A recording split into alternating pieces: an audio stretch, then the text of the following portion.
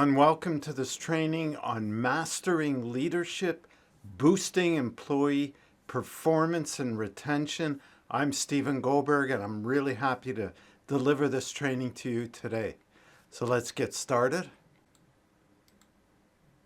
I'm going to start with a few quotes. The first from Dale Carnegie. Develop success from failures. Discouragement and failure are two of the surest stepping stones to success. And so in order to advance, we need to take risks, try new things, and of course there's that risk of failure. But just like children, we have to brush it off and keep moving forward. Otherwise, we don't grow. From Peter Drucker, management is doing things right. Leadership is doing the right things. So you need to balance the two. And from Eleanor Roosevelt, to handle yourself, use your head. To handle others, use your heart. So that's a great quote. I really like that one.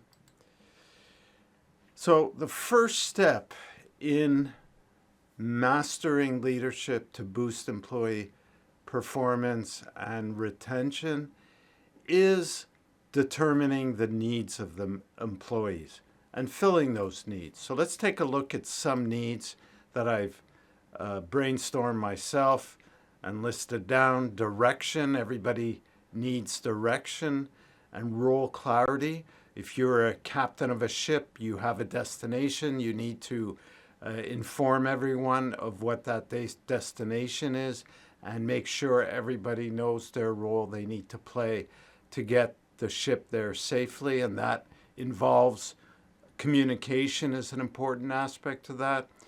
You need to provide people with the tools, the support they need, feedback so they can adjust along the way. Recognition is a big thing. Training and development, especially today more than ever, people need training and development with the changes in technology and processes so they keep their skill set relevant for the market. Coaching, people want a coach, not a dictator. Fair pay, everybody wants to be paid fairly. Benefits, people want benefits, so you need to be competitive with your size company. Social events, so people can develop relationships. Evaluation, people want formal evaluations if they're done properly. Goals, gives people something to shoot for and gives more clarity as well. Feeling of belonging to the organization, that they matter, that their voice counts. Safe work environment is important, and that involves respect. And today, more than ever, work-life balance, especially the hybrid work, has become more the norm. So people see that as an opportunity to have better work-life balance. So those are the needs of employees today. Now, this is a list I came up with. Of course, you could add to this, and that's what I suggest you do. But the first thing is to recognize that these needs have to be fulfilled if you want people to be productive and stay with your organization. And it's up to you, the leader, management, to fill those needs. Of course, employees also have a certain responsibility to fill their own needs, but there needs to be that recognition that to a great extent it's leadership and management. So once you take ownership that you need to fill those needs, I suggest that you make a list of the needs that you see in your organization of your employees. You could do that by brainstorming with your management team. That'll bring awareness that you're addressing it. You could ask people, each person, you could do a survey, you could form an ad hoc team, and that would involve employees in it along with management and show that you're taking action to recognize that these needs, what are the needs, and that they need to be met. So that exercise in itself will propel your leadership. Once you have the list, you want to go through that list and determine the highest priority item or items that aren't being met. But I suggest you start with one. You may have several, but start with one. Set a goal for that. You want to get one win and then move on to the others. And you could add that as part of your strategic planning goals for your company. So if you have a strategic plan with goals associated with that, then you should have times that you will meet to review those goals. And this goal for addressing the needs of employees should be part of that, and that you're looking after your employees, their needs, and driving that engagement. So you want to take action also on your goals. Make sure that you can track and measure it as well. Step 2 is knowing yourself and your team. I'm going to explain this a little more. So a few quotes here. Knowing yourself is the beginning of all wisdom, Aristotle. Knowing others is intelligence. Knowing yourself is true wisdom, from Lao Tzu. I don't even know if I'm pronouncing that right. There are 3 things extremely hard: steal a diamond and to know oneself, Benjamin Franklin. So it's not that easy to know yourself. And just like if you have dirt on your face, you're eating and something sticks to your place on your face where it shouldn't be, what do you need? You need a tool, you need a mirror. The ability to address the challenges in filling the need of employees will be different to some degree for each person. That's what I am quoting myself. And which means that you need a tool just like a mirror to see what's on your face. You need a tool to know yourself. It's not that easy. You may think you know yourself. Of course, you may know your favorite foods or what you like and dislike, but to really know yourself at a deeper level takes some investigation, reflection, and a tool that is kind of like a mirror. To give you an example, let's say one of the needs that needs fulfilling is giving feedback. And that's what I found in the past is something that's always deficient in many companies, even though it doesn't take a huge skill and it doesn't cost money. It's just a question of action. It's often something that's neglected. And I'm going to show you here a graph from our PXT Select. This is the leadership report graph showing OC as the initials of Oliver Chase. So it shows you where he scores on each of the scales, the thinking style area, the behavioral, and the interest area here at the bottom on the left. But I want to point out something when it comes to giving feedback and how it may be a challenge for somebody with this, with these traits. One being high in pacing, so more on the urgent side, less on the steady side. This person's higher on assertiveness, more forceful than unassuming. On the sociability, he's lower than being outgoing, so he's more reserved. And also another point here is outlook, more skeptical perspective than trusting. Also down here in the interest, he is, his people service out of the 6 is second from the lowest, which means that he's not highly interested in addressing or serving others. And he's, because of the outlook, he tends to see more the perhaps negative things first, and being more reserved, he keeps to himself. and perhaps a little bit on the impatient because he has a higher sense of urgency. So all these things combined, I would say this person would be a little more challenged to make giving feedback a habit or a behavior that's practiced regularly. And so becoming aware of this will help the person and whoever's coaching them, if there is someone, figure out how they're personally going to fill that need. What's blocking them?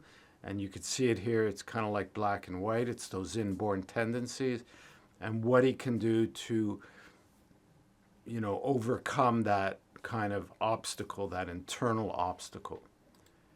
Now, in this graph here, this is just a different report. I just wanted to point it out that this tool also, we can make a performance model, the shaded area.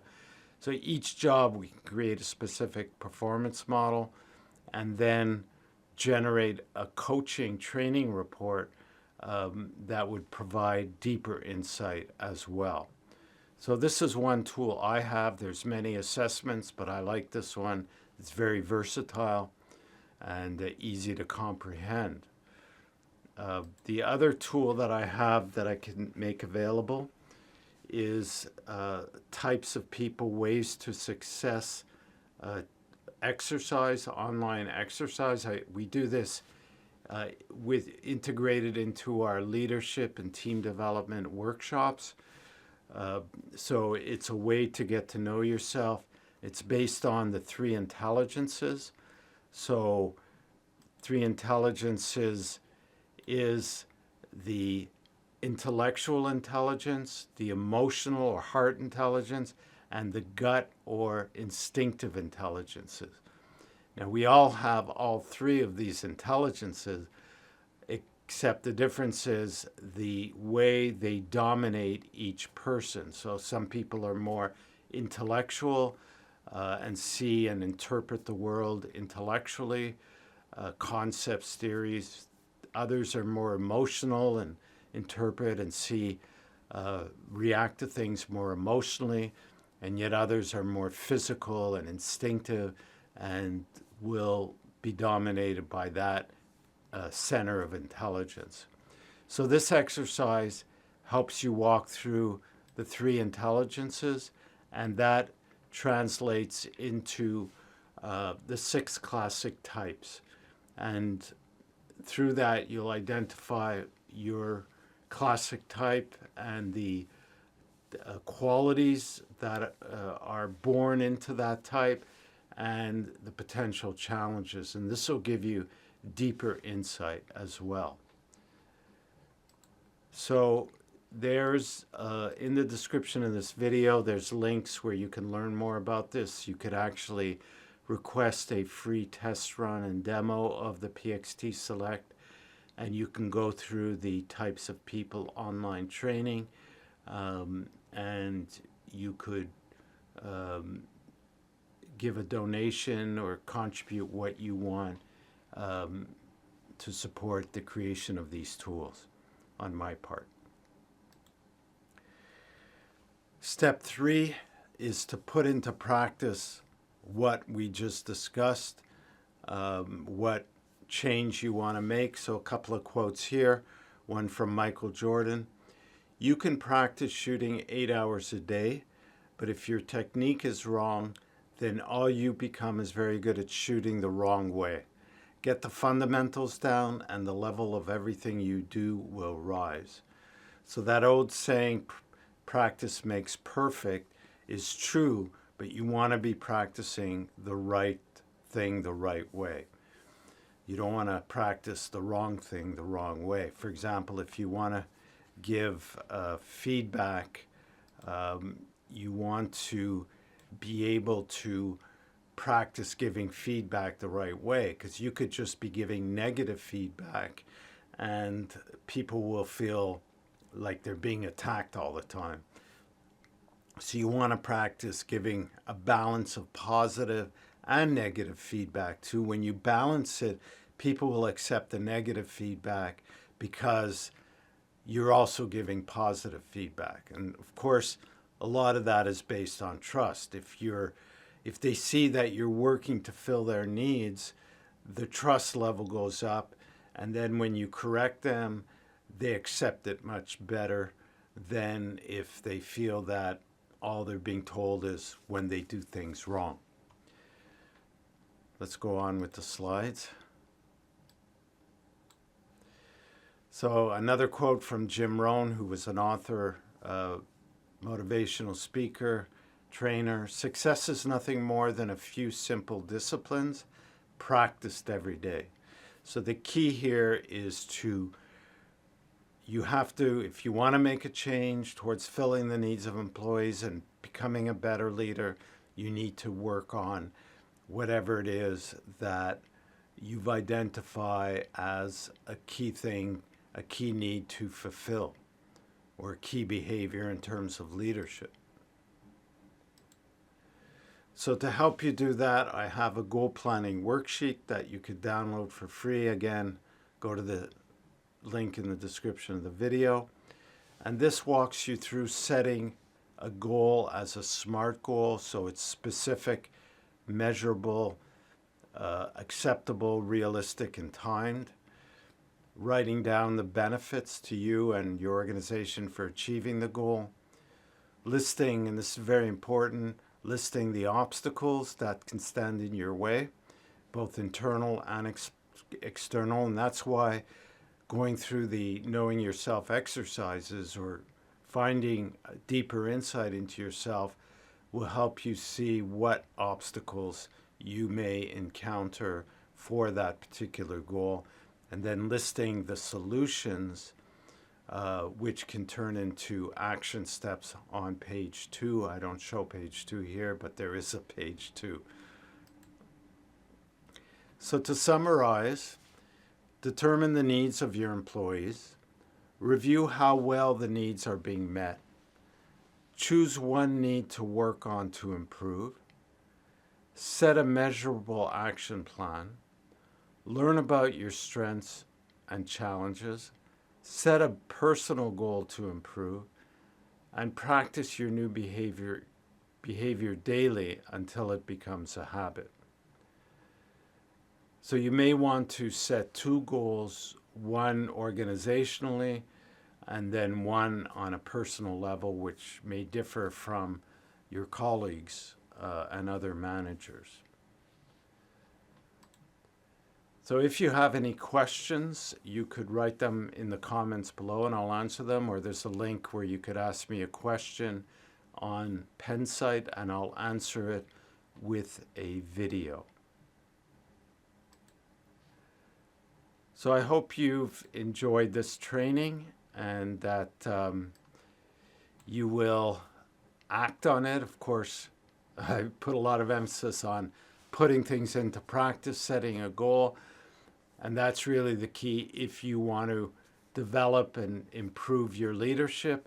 And if you direct it towards filling the needs of employees, you'll both grow as a leader while also improving the relationship, which will translate into improved performance and productivity, as well as retention of your best employees. And those are the ones you really want to keep, because it's really difficult when you lose a top employee to replace them and find one and ramp them up to that level of performance and productivity. So I hope you found this training useful, and again that you'll act on it.